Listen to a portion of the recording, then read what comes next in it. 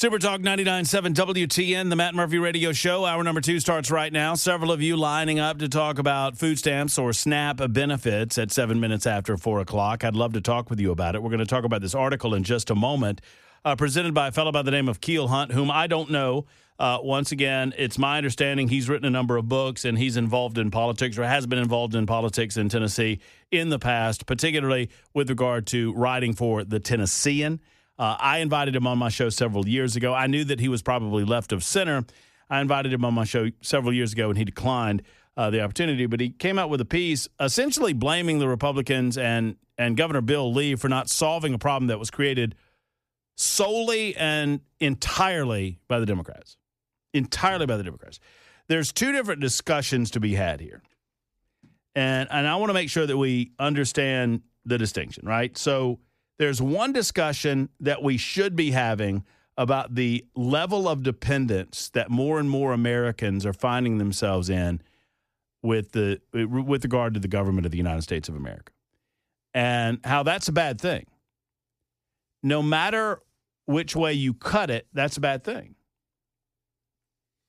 It's not a good thing that in 2024 we spent almost $100 billion on food stamp assistance. On SNAP assistance. That's not a good thing.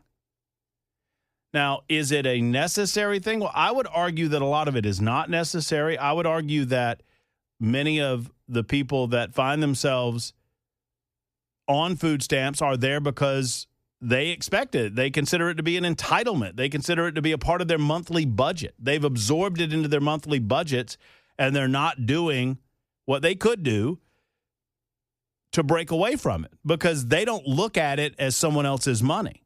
They look at it as free money. A lot of these folks look at this as free money. Now, obviously, there are people in need. Obviously, we are commanded by Jesus Christ, our Lord and Savior, to help those in need. But there's nowhere, at least, look, I'm not a theologian, I'm not a biblical scholar, but nowhere does it demand that we give it to the government first. Nowhere. So I would suggest that the best way to do these things are to do it through your church, to do it through community organizations, to do it through charitable groups, particularly those charitable groups that have a foundation in the Christian faith. You know, we're going to do a radiothon next month toward the end of the month in the week of Thanksgiving at the National Rescue Mission. It is. I mean, you will, during the course of that radiothon, I will cry multiple times.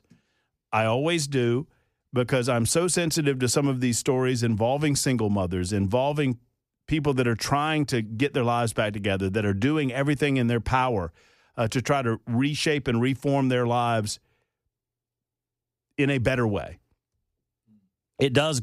It creates great emotion in me. This organization, Nashville Rescue Mission, they don't take any money from the government. Because if they took money from the government would dictate to them what they could or could not do with regard to proselytizing, with regard to talking about the blessings of Jesus Christ. And they're not going to have that, because they understand the best way. Men of Valor is another wonderful organization that I'm proud to be associated with. Men of Valor, they do not take money from government organizations that would, I mean, obviously they have partnerships with the state of Tennessee, and those partnerships are carefully crafted so as to allow Men of Valor to teach about the Bible, to talk about Jesus Christ, to talk about Christian faith and Christian values. Because they understand that unless and until these men in prison understand that higher power and focus on becoming givers as opposed to takers, becoming productive members of society as opposed to whatever it was that led them down a path that got them into prison to begin with, they can't break them from those shackles without first teaching them about the power of Christ. All of that to say, when government walks into a situation, any dynamic, any system, it immediately begins sucking away from those organizations, like I just mentioned, those organizations that are there to benefit individuals in need. Now, these organizations still exist, obviously. I just mentioned a couple of them, Nashville Rescue Mission and Men of Valor. There are others that are good organizations that do their best. Sadly, government should be available and government resources should be available in the form of food stamps as an absolute last resort. A last resort beyond your community, beyond your family, beyond charity, beyond church. If you've exhausted any and all of those resources, and I would suggest that you'll never get past the church. I've said for a long time, and I'm not immune from poverty, right? I'm not immune from hunger. I came from a place of poverty in my childhood. And I don't harp on it because frankly, I don't believe in harping on it. I don't believe in wallowing in it. I believe in overcoming and being better every day. That said, if you are in that mindset, in order to break yourself out of that mindset, it takes more than just a monthly handout. And sadly, what the government assistance program has become is a monthly handout that people absorb into their monthly budgets without changing their mental approach about what they're doing in their lives that got them into that situation to begin with. Now, there are good people that have bad things happen to them, obviously. And the tragedy of single mothers in this country is something that we need to deal with. And that's a biblical thing, too. But that is a real tragedy that we are called to and compelled to address. Is the best way to address that just to hand it off to government and say, oh, the government will handle that? Or perhaps is the better way to handle that to do so through charitable organizations and church-based organizations, these types of things? All of that to say that that's one side of this, right? That this discussion about almost $100 billion in 2024 being spent on food stamps, almost $11 billion in the month of December 2022 alone under the Biden administration, $11 billion a month being spent on food stamps assistance. That's one discussion. The other discussion is what is happening right now, right? Right now. And right now, absent any discussion about how to lessen dependence on food stamps, about how to lessen dependence on government assistance, about how to weed out those who are truly in need versus those who aren't truly in need, which is a big problem in government. You have a Democrat Party that has decided that they don't like the way that the Republicans are governing, despite the fact that the voters spoke less than a year ago. The voters went to the polls and they made a statement. They presented a House of Representatives that was Republican. They presented a Senate that was Republican. They presented a President of the United States of America, Donald J. Trump, that was a Republican. Democracy, representative republic, but democracy spoke. I just want to speak a language that Democrats can understand, right? That was democracy. That's what, they love to chant. This is what democracy, well, that's what democracy looks like right there. And they didn't like it. And so they are using the continuing resolution, something that no Republican that I talk to likes. They're using it as a way to stymie the will of the people. None of this has to do with food stamps. None of it has to do with government spending. It all has to do with the Democrats stomping their feet and choosing to shut down the government because they don't like what may happen with Obamacare subsidy at the end of the year. That's what it's all about. That and reversing some of the decisions made by the democratically elected House and Senate and signed by the democratically elected President of the United States earlier this summer in the form of the big, beautiful bill.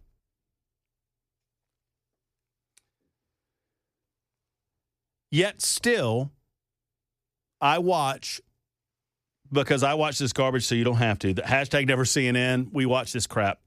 I watch this crap all the time. And they're so flummoxed. They're so stymied. They don't. Who's to blame? They say. Who's to blame? Oh, who's to say who's to blame? I'll tell you who's to blame. The people that shut the government down to begin with, they're who's to blame. We voted on this. Today was supposed to be vote 14. I don't know if it's been taken or not, but I know that 13 separate votes have happened. And on 13 separate occasions, the Republicans, and look, I've got my share of issues with them too. I don't like the idea of passing a continuing resolution. I didn't like the big, beautiful bill. I'm such a hard ass when it comes to fiscal responsibility. I didn't agree with the big, beautiful bill. I didn't think it cut enough. Right? But I gave them that because I was told by Republicans that I trust, give us a second. Let us get this big old ship turned around. It's going to take a minute. Okay. I'll give you a minute. Okay. So conservatives and libertarians have already compromised. We've already said, all right, we'll give you a little time to do all of this. And yet here come the Democrats, and they've decided that they don't like it, and they're going to run afoul of the will of the people in an effort to shut the government down. And here's the media going, well, we don't know who did this. 13 separate occasions, the Republicans voted to keep the government open, and on 13 separate occasions, the Democrats have voted to keep it closed. So you have one political party that's voting to keep the government open, one political party, absent Rand Paul, obviously, and one political party that's voting to keep it shut. And you can't figure out who's responsible for your SNAP benefits going away? Yet still, we have mainstream media outlets telling us that it's the responsibility of Donald J. Trump to open it back up. And we've got this Keel Hunt fellow writing in the Tennessee and explaining to us that Governor Bill Lee needs to do more. Governor Lee warned SNAP customers to expect lapse in benefits due to Democrat-led government shutdown. You can read the full statement, yada, yada, yada. Keel Hunt writes, Lee's choice of words, his warning to the SNAP customers that food pantries will soon go empty because of Washington Democrats, only passed the buck and placed partisan blame. Well, Mr. Hunt, who are we supposed to blame? Why is it wrong for me to lay blame squarely at the people that deserve it? Why is that wrong? Should we not identify the responsible party for the voters? Should we not let the folks in the back know exactly what's going on? Is that a problem for you? Because I promise you this, the Democrats sure as hell don't have a problem blaming Republicans when they think they can get away with it. Oh, but Keel Hunt says public scolding and buck passing at this level have no place in our state capital. The children and seniors whose families have no food security in the richest nation on earth are not customers engaged in shopping decisions. They're constituents of a representative government that's supposed to take care of its most vulnerable citizens. 66% of SNAP households have children in them. More than a third contain disabled or elderly.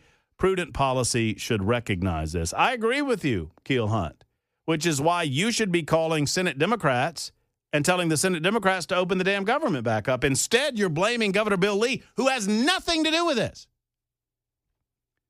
Governor Bill Lee is attempting to direct Tennessee citizens to the resources that are currently available, and thank God they are. Food pantries and food banks and charitable organizations and community organizations and faith-based organizations. Something that, by the way, Democrats have done their level best, that's a Freudian slip, their devil best, to stamp out in public arenas. Remember when, I'm old enough to remember, and I didn't like him very much, but I'm old enough to remember when George W. Bush created faith-based initiatives and faith-based policies, and the Democrats screamed that it was illegal, screamed that it went against the First Amendment of the Constitution of the United States, screamed that it be stopped. Yet now you're criticizing Governor Bill Lee for helping individuals find themselves pointed in the right direction to resources, mostly faith-based, that could actually assist them when it comes to food insecurity, which is a far better place to go to begin with than the government itself. And oh, by the way, if the federal government were taxing us just a little bit less, everything the government does, they take a piece, right? So if you send $1 to, I'm being real generous because I'm making this up, but you spend you send $1 by force to the federal government. The bureaucracy, just the red tape itself is going to take 20 cents, probably a lot more than that. And I'm being overly generous, right? So off the top, your $1 becomes 80 cents. That's just red tape. And then bureaucracy takes over, and before you know it, your $1 becomes 50 cents. So by the time it goes to the federal government, by the time it gets back to us in the form of SNAP benefits, the $5 that I sent up there is now $2. Is it helping real people at that point? Yeah, perhaps. Could it better help real people if you just let me keep my $5 and I'll send my $5 to a charitable organization that, yes, has some administrative cost, but is a heck of a lot more efficient than the wasteful, bloated, bureaucratic nonsense in Washington, D.C.? Southern people, specifically, people in the Southeast, are the most charitable human beings on planet Earth. On planet Earth. And left to our own devices, we'll take care of our own. Speaking of our own, somebody just walked into my studio that I'm going to introduce you to in just a minute. But I got to do this first. It's 23 after the hour on Super Talk 99.7 WTN. Super Talk 99.7 WTN. I promised I'd get to Wayne and Tyler. Your calls as well. A lot of folks on the super text line, and we appreciate all of you. 615-737-9986. 615-737-9986. Wait a minute. I just got this. Great show, Dan.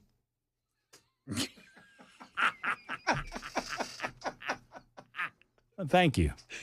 Thank you. Don't shank it. Thank you. I appreciate that. It's a kindness you did.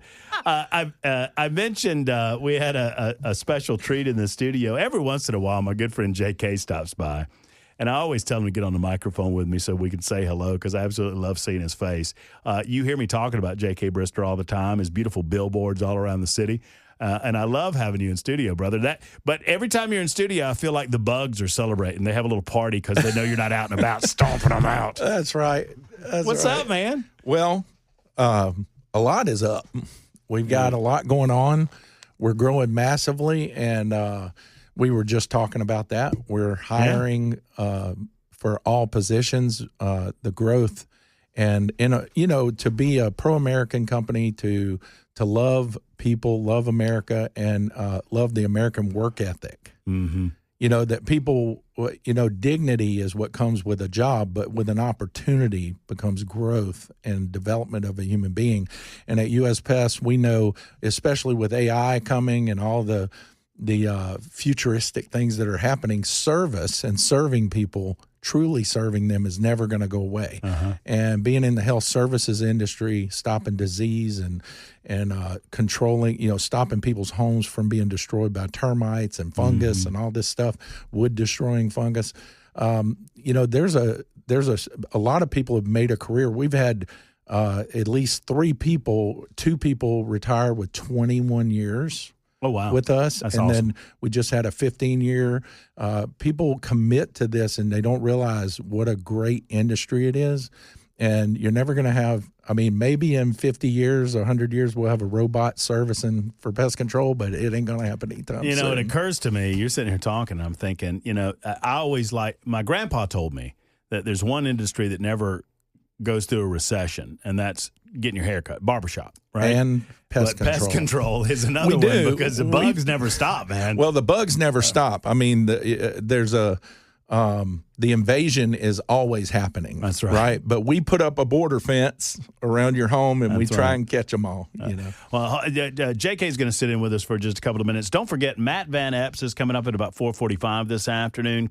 He is running for Congress in the 7th Congressional District has a tremendous ad. His first ad dropped against Afton Bain, and it is a doozy. And if you wondered if Matt Van Epps was going to hold his fire, wonder no longer. It ain't happening. We're going to play that for you in just a little bit and listen to Matt. And then Robbie Starbuck up in the 5 o'clock hour. So it's 30 after the hour, Super Talk 99.7 WTN.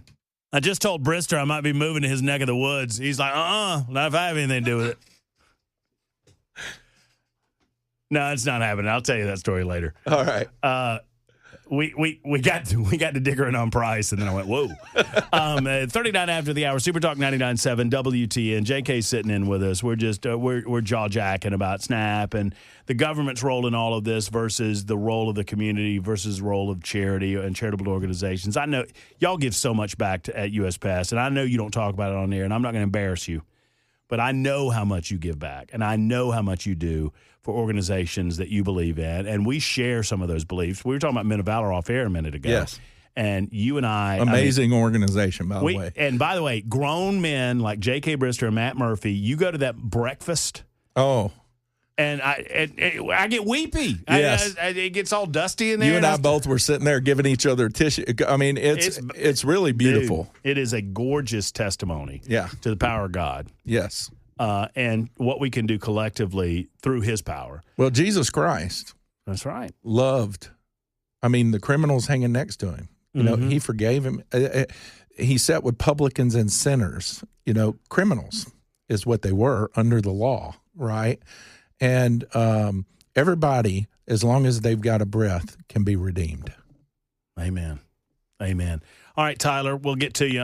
I promised I would get to you on the issue of SNAP benefits. What's on your mind, Tyler? What's going on? Yeah, I just want to let you know I don't want to say what I do in law enforcement, but if people really knew the extent that criminals sell their food stamps or drugs and for bail money, it seems to be the two most common, people would be infuriated. It is you just wouldn't believe the percentage, and the amount of waste when y'all talk about it and the amount that's spent on it. It's staggering to see how much of this is used in illegal activity and how many markets and stores are in on it. How do you, I was going to ask you, Tyler, without revealing too much, how do you encounter that? Is it normally at a business establishment where because, you know, it's been my experience, and I think I heard Chris Hand talking about this earlier today too, where, you know, these guys with EBT, to get cash, if they got an EBT card, you know, they'll sell you $20 of their EBT card for $5 or $10 of cash money, right? Is that kind Absolutely. of the transactions you're talking about? Absolutely, and as I say, you just would not believe the number of markets. The markets seem the worst. The small markets, like quick stops, you know, whatever you want to call them. But grocery stores are in on it. But it is extremely common to sell your food stamps for bail money and for drug money. Wow. I mean, it's sad to hear, and it takes away from, and thank you, Tyler, for the call, it takes away from the subsection of individuals that are truly in need, and you do want to provide a safety net for those people. And you do want a government that does set aside a last chance for individuals who are genuinely in need. At the same time, I said this the other day, y'all, and maybe I'm wrong, but I don't know of a church that if you drove up or walked up to a church and you knocked on the door of the church, I'm talking Baptist, Presbyterian, Methodist, Catholic, I don't care, and you talked to someone and said, I'm hungry, that they wouldn't feed you. Right. I don't know. I mean, I don't know of that church. Right. I just, so, and I understand that that's not a solution that is necessarily week to week or month to month, but I when we talk about people, quote unquote, starving in America, our charities and our church-based organizations, they're here for you. We obviously have not enough time to discuss all these things, but I'll say this. Our country, before property taxes, before the bloated government, the churches, people through altruism, the business owners fed people. The nonprofit organizations that were based in Christianity were feeding everyone. Before we had food stamps, government assistance, and I'll just go back to one thing you said. I remember being 5, 6 years old. My mom was a single mom. She had 3 boys, and we were standing in line waiting on a box of commodity food. Mm-hmm. Well, I must be from a different generation, because even at that age, I knew that we needed it. We got powdered milk. Mm-hmm. We got a block of cheese, which I loved the cheese. It was great. Government right? cheese. If yeah. it's real cheese, I don't even know if it's real cheese out of that mountain over there or whatever it is, right? And, a box of cereal and maybe butter, something like that. It was the basics of what you needed to live. And I remember getting that, and we would be so happy because we get that. But I started my first business when I was 12 years old to get my mom off of food stamps. Oh, that's and with my best friend, we cut yards, $3 to $5 a yard. Didn't matter what size it was. And I haven't told this story a lot, but because like you, I don't want to harp on it. But I worked my butt off before school, after school, during the summer, so we could have better.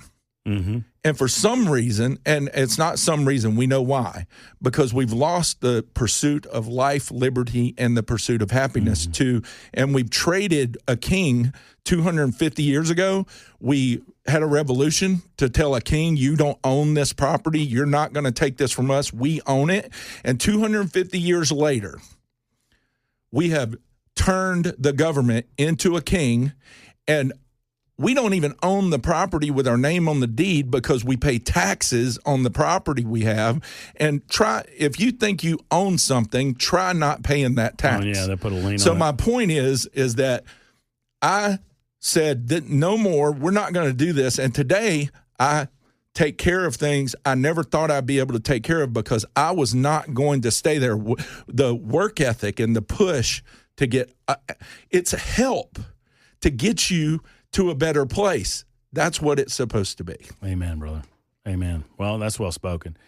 Speaking of a guy that's well spoken, we've got him on the Murphy Show hotline. He is Matt Van Epps. Before we introduce Matt, I'm going to play this. You got my video up running? Get my video up there going. I don't think Matt will mind sitting through 30 seconds of what is an incredible opening salvo. We're talking about the 7th Congressional District race between Matt Van Epps and Afton Bain. If you don't think that there's a difference, listen to this. I'm Matt Van Epps. I approved this message. Meet woke liberal Afton Bain. This is great. We've got our girl squad, and we're bullying the ICE vehicles and state troopers. So this is a win. Afton Bain, so woke, she thinks it's a win to harass police. This is great. We've got our girl squad, and we're bullying the ICE vehicles and state troopers. So this is a win. Woke liberal Afton Bain. When she wins, we lose. Oh, so good. Matt Van Epps joins us to talk about this ad and the race for the 7th Congressional District seat. What is going on, Matt? How are you, brother? Hey, Matt. Hey, thank you so much for having me on. It's an honor to be on with you, as always. And, we've gotten some feedback that this was an attack ad, but I really don't think it's an attack ad. I think it's just shining the light on my opponent, and to draw the very clear distinction between someone who bullies police officers, brags about it on TikTok, and going against ICE, against federal agents doing their job, doing their mission, going against the Tennessee Highway Patrol, and I think that's it's disqualifying. And when you compare that to where we stand, where I stand, and that's to back the blue. I have friends who are police officers. I have friends who are both current and former Tennessee Highway Patrol, and they are true public servants who are out there defending our way of life, defending our families, protecting us. And we will always stand with law enforcement, with military, with veterans, with businesses, with farmers, and we think the distinction here is very clear. Well, and I think it is a great way to introduce a basic core difference of belief not just between a Republican and a Democrat, but specifically between Matt Van Epps and Afton Bain, in as much as you believe in the rule of law. I mean, this is the way I look at it, Matt. You believe in the rule of law. Afton Bain apparently doesn't. She believes that if she doesn't like the way things are or the way that the law is written, that she gets to defy the law at her desire, and that's just not the way that any of this is supposed to go. That's right, Matt. I mean, I think that's exactly right. And we support law enforcement. We support law and order. We want to keep the border secure. We want to deport illegal aliens, and we want to do the things that keep America, that keep our district, that keep our state safe and prosperous. And we'll fight for that every single day from day one. And I think to go a step further too in this, Matt, my opponent has been on CNN publicly supporting and endorsing Zohran Mamdani out of New York City, and running on that same platform. And those are not the values of the Tennessee 7th Congressional District. It's a good way to contrast the difference between someone like yourself and obviously your Democrat opponent. But I want to take a brief look back, because have you, when you canvassed the 7th Congressional District, I mean, obviously you just went through a primary. It was a very compressed primary, and I think it made it got a little heated toward the end in a way that is natural when you have that length of time to get your message out.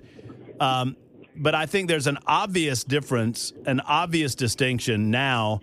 Have you noticed kind of a healing amongst Republicans as you canvass the district now, those that perhaps even supported opponents of yours in the primary coming to you saying, look, that's water under the bridge, because, I mean, the last thing, we need a conservative representing the 7th Congressional District. The last thing we need is a socialist.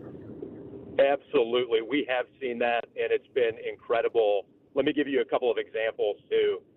We're in between events right now, just leaving an event in Williamson County, and Lee Reeves and his team were down there, and they've been so helpful and supportive. And I was so thankful that he suspended his campaign and endorsed us after the president endorsed us. That's one example. I had earlier this week, I got together with Joe Lewers, who was one of my opponents, and is a true hero and public servant, was a Marine, a combat infantry Marine, Purple Heart recipient, was a undercover detective. And he and I now are talking about the things that we can do to partner with law enforcement to keep our communities safe.